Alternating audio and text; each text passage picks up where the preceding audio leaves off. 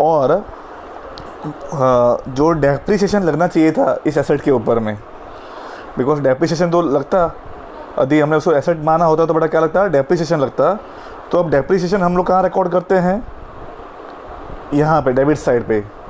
तो जो डेप्रिसिएशन है वो हम करेंगे माइनस। क्या करेंगे बेटा, माइनस, क्योंकि अकाउंटेंट से देखो गलती क्या हुई, अकाउंटेंट से गलती ये हुई कि उसने एसेट को एक्सपेंस मान लिया।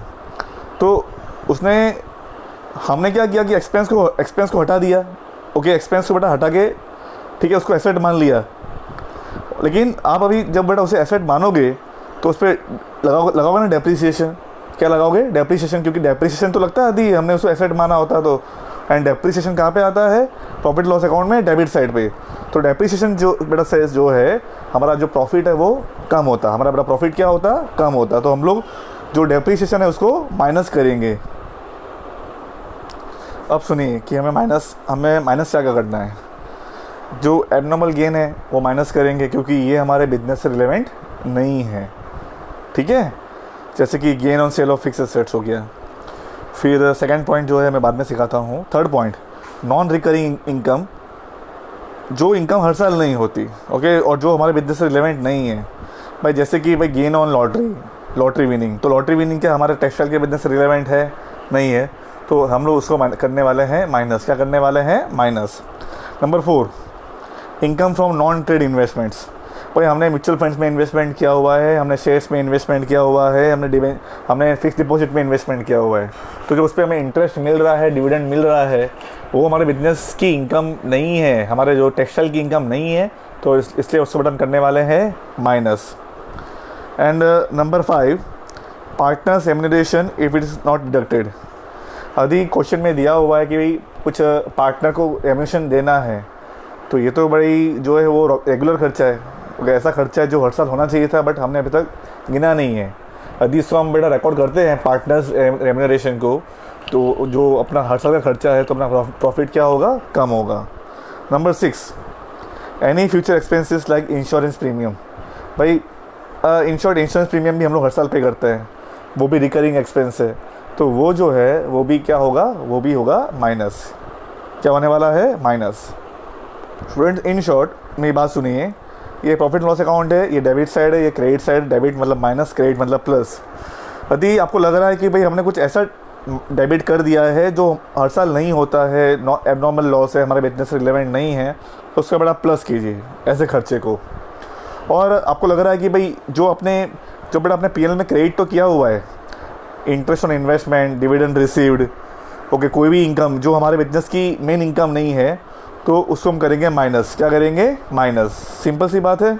ओके, सबसे बड़ा मेन पॉइंट तो ये है कि हमने हमारे एसेट को एक्सपेंस मान लिया था, तो हमने उसे पीएनएल में डेबिट कर दिया था। तो अब उससे हम बेटा क्या करने वाले हैं, प्लस। क्या करने वाले हैं, प्लस, क्योंकि हम हमारा खर्चा कम करेंगे। और जो उसके ऊपर डेप्रिसिएशन लगेगा वो हम लोग करेंगे माइनस। ओके, अब एक चीज़ और, सर हमने हमारे एक्सपेंस को भूल से एसेट मान लिया था। मैं क्या बोल रहा हूँ, हमने हमारे एक्सपेंस को भूल से एसेट मान लिया था।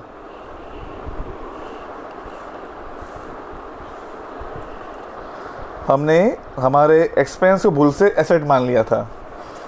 तो कोई बात नहीं, एक्सपेंस यहाँ पे आना चाहिए, तो उसको यहाँ पे रिकॉर्ड करो।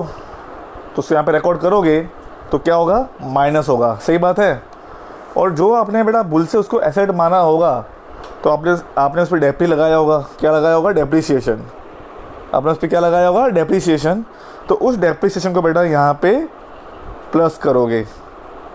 ये कब होने वाला है, जब बेटा हमने हमारे एक्सपेंस को हमने भूल से एसेट मान लिया था। क्या मान लिया था, एसेट मान लिया था। ये करेक्ट है और ये रॉन्ग है। तो बेटा हम लोग भी उस केस में उसको ऐसा करने वाले हैं, एक्सपेंस को बेटा माइनस करेंगे और जो डेप्री हमने लगाया हुआ है वो प्लस करेंगे। अब स्टूडेंट लिसन, यदि मैं बोलूँ closing stock is over valued, मैं क्या बोलूँ, closing stock is over valued.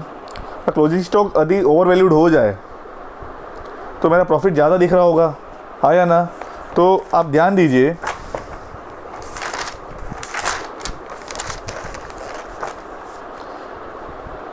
Closing stock over valued हो तो बेटा हम लोग करेंगे माइनस। क्या करेंगे? माइनस उस साल में। एंड नेक्स्ट ईयर में प्लस करेंगे, क्योंकि बेटा वही क्लोजिंग स्टॉक नेक्स्ट ईयर का ओपनिंग स्टॉक बना होगा। नेक्स्ट ईयर का क्या बना होगा? ओपनिंग स्टॉक बना होगा, इसके लिए। और क्लोजिंग स्टॉक अंडर वैल्यूड है। क्लोजिंग स्टॉक क्या है? Under valued. तो बेटा उसे हम प्लस करेंगे, क्योंकि हमारा जो प्रॉफिट है वो कम दिख रहा होगा, हमारा प्रॉफिट कम दिख रहा होगा। और नेक्स्ट ईयर में करेंगे माइनस।